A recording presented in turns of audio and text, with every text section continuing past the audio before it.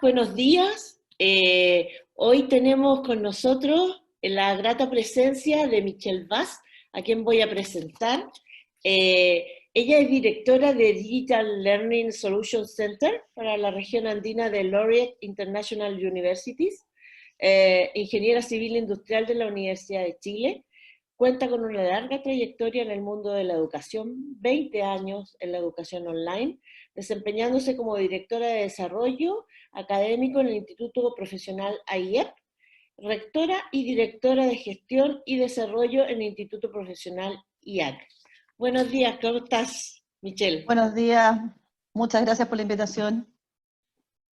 Bueno, quería invitarte a que nos pudieras mostrar la presentación y toda la información que hoy día tienes para compartir con nuestra audiencia. Gracias a todos por participar.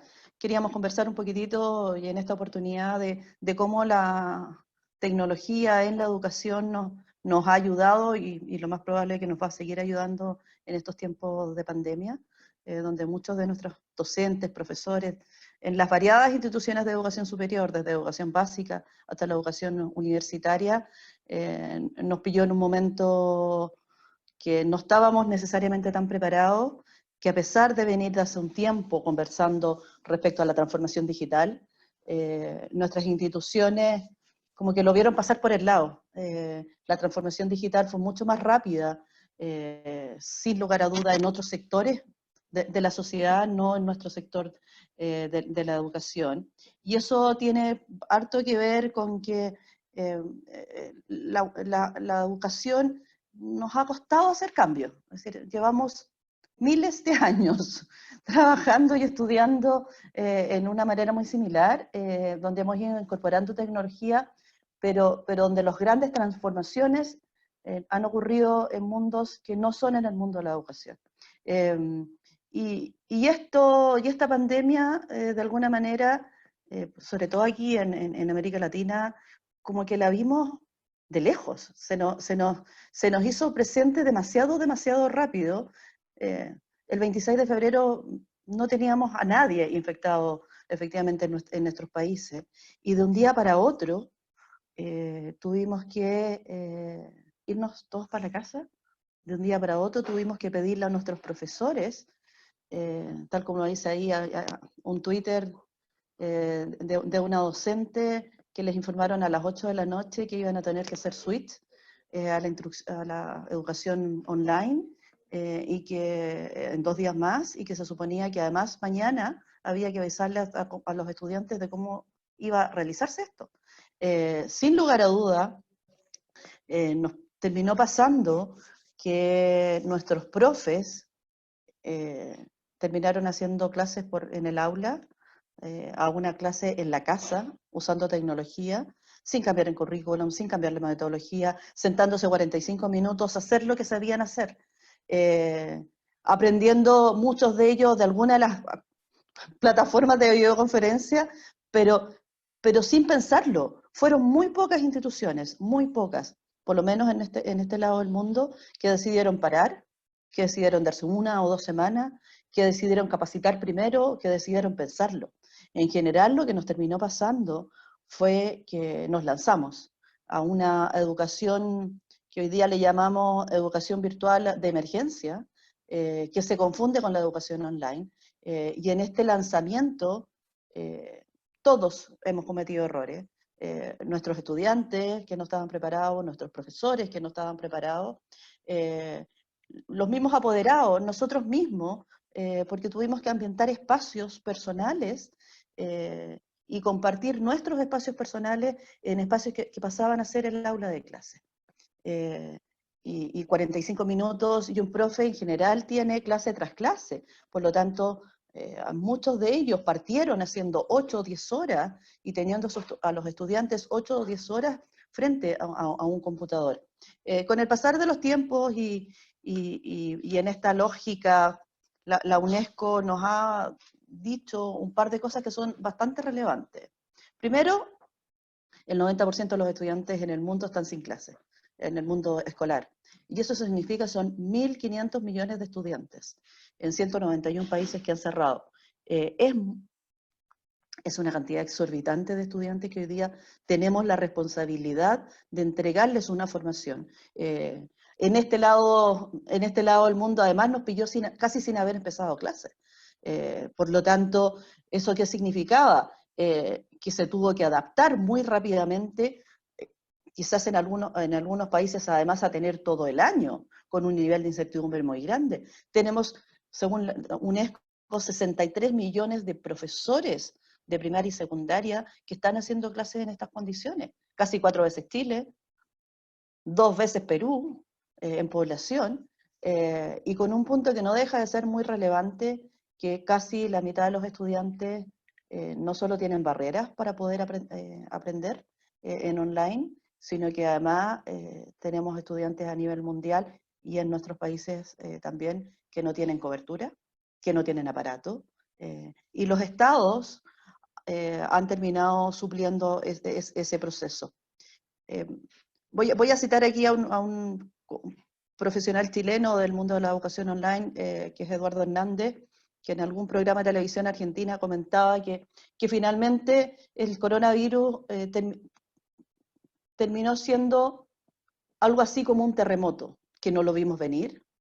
Pero a diferencia de los grandes terremotos que pasan en muchos de nuestros países, y ahí la imagen nos dice aquellos que hemos sido más castigados a nivel mundial con estos procesos, nosotros sí estamos preparados para saber qué hacer después de un terremoto. Los sistemas de emergencia funcionan, la suspensión de clases, hay una serie de protocolos que hemos ido aprendiendo con los años, que una vez que algo pasa, que hay una situación de emergencia, cada uno sabe lo que tiene que hacer, el Estado sabe lo que tiene que hacer, las personas sabemos lo que tenemos que hacer. Pero este querido bicho, este coronavirus, en realidad no muy querido, porque en realidad nos ha llevado a una cantidad de muertes muy importante y a un tema económico muy relevante, no nos dejó esa posibilidad. Estamos funcionando para una emergencia sin necesariamente saber lo que había que hacer y sin tener el tiempo de pensarlo. Como yo comentaba, bueno, Chile ha tenido que también reinventarse.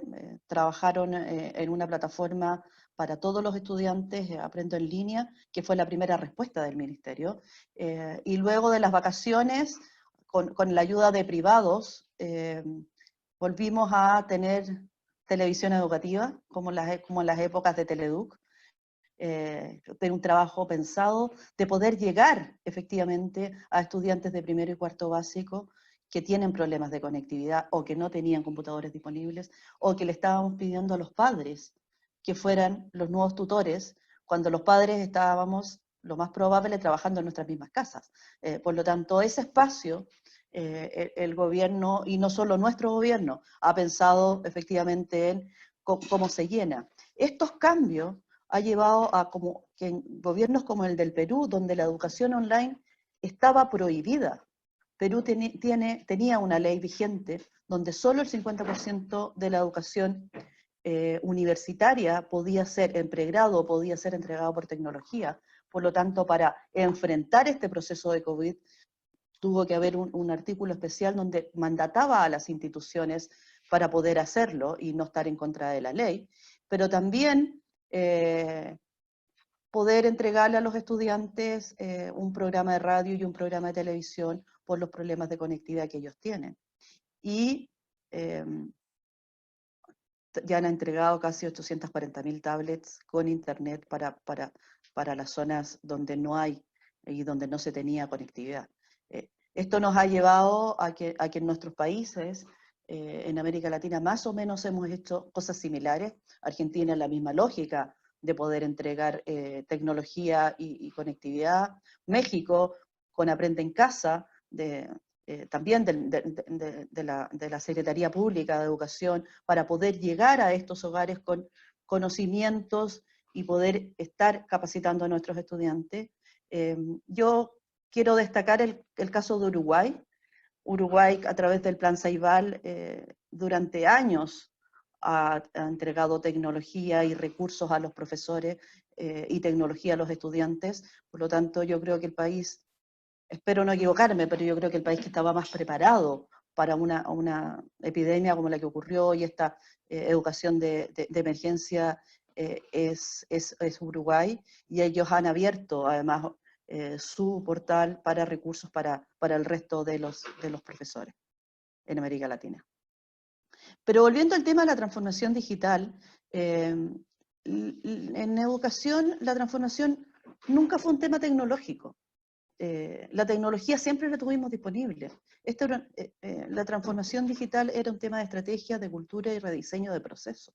¿Y qué es lo que nos terminó pasando? Que hoy día estamos todos inmersos en una transformación digital, haciendo el mejor uso de los pocos recursos que teníamos y de las capacidades personales y grupales que se tenían como en cada una de las instituciones, pero sin una cultura detrás, sin grandes rediseños de procesos, porque finalmente esto está pensado para el día a día. El nivel de incertidumbre es tan grande que hay solo 2 países hasta el minuto que han dicho nos vamos con educación online independiente de lo que pase con la pandemia durante todo el año. Perú y Paraguay, en este lado del mundo, digamos. ¿Y qué significa esto? Que ahí te permite planificar en el largo plazo, pero también hay que entender aquellos estados y gobiernos que han decidido ir un poco más lento, con la lógica de intentar quizás volver a las clases presenciales y no tomar decisiones de largo plazo, pero eso colisiona con el tomar buenas decisiones. El trabajar para el mañana, y que el mañana es solo mañana, no te permite capacitar en el largo plazo, no te permite transformar a los estudiantes, no te permite efectivamente generar grandes planes, y por lo tanto tenemos un riesgo de no hacerlo bien. Yo creo que uno de los temas que nos faltó a todos, o a muchos de nuestros países, es que nunca tuvimos definido dentro de nuestros currículums, como sí lo tuvo España, lo que era la competencia digital. Cómo la competencia digital cruza el currículum desde la enseñanza básica hasta la enseñanza universitaria. Como cada una de la importancia de la alfabetización digital y el ser competente en nuevas tecnologías nos hubiese permitido estar hoy día mejor preparados.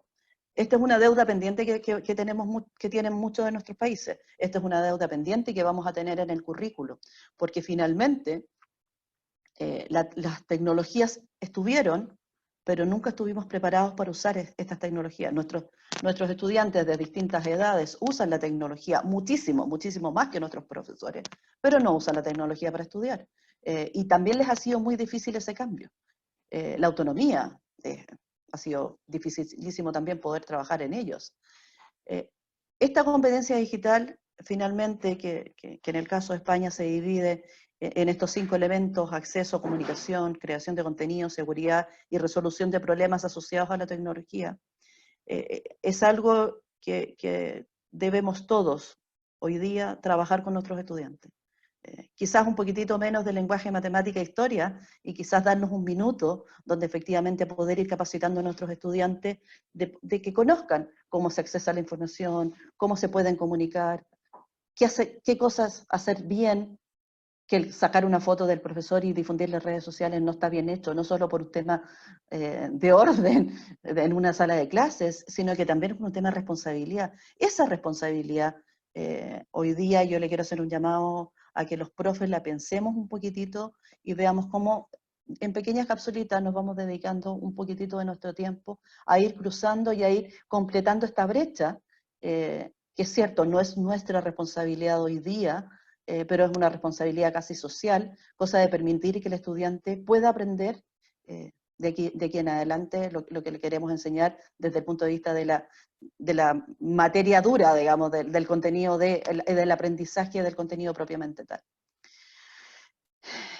No nos ha ido muy bien en realidad en cómo nos han evaluado. La Asociación de Municipalidades de Chile en abril sacó un estudio a partir de un par de encuestas, y los padres dicen que no es factible realizar educación en el hogar, en un 54%. Y lo peor aún, que en un 83% piensan que no va a cumplir el objetivo de aprendizaje con calidad. En el caso de Perú, los padres están en un 90% insatisfechos de las clases que están entregando los colegios privados. no hay evaluación de los colegios públicos porque ahí hay una dificultad efectivamente mayor que está trabajándose a través de los medios como la tecnología y la televisión, la radio y el entregar componentes a los estudiantes. Y México nos saca un titular como que estamos ensayando en esta pandemia. Y es así, no lo hemos hecho bien. Y los expertos ya en marzo, aquí en Chile, analizaban que no estábamos preparados. Pero no estábamos preparados porque educación online y learning, educación virtual, el nombre que le pongamos, no es educación de emergencia, no es Corona Teacher, no es Zoom Teacher o cualquiera de las otras plataformas de videoconferencia, Meet, Collaborate de Blackboard, Teams o cual sea teaching, no es educación remota. Cuando uno hace educación online o e-learning, hay un proceso previo de diseño instruccional, de trabajo con expertos en contenido, de diseño de materiales y actividades, de definir los porcentajes de clases presenciales o sincrónicas y clases que van a través de una plataforma. El rol del docente cambia un rol del docente donde en general el experto en contenido no es quien dicta la clase, sino que el docente tiene un rol más de formador, de tutor, de acompañamiento. Ese proceso, que es un proceso más largo, no es lo que estamos haciendo hoy día. Y para quienes venimos trabajando en online desde hace un tiempo, ese proceso nos produce gran colisión, porque todo el mundo hoy día habla de educación online cuando efectivamente lo que estamos haciendo es traspasar la clase presencial a una clase por videoconferencia. García Aretio, un experto de muchos años en educación online español, nos hablaba que efectivamente el 2016 que hay requisitos mínimos para una educación online que hoy día no la estamos teniendo.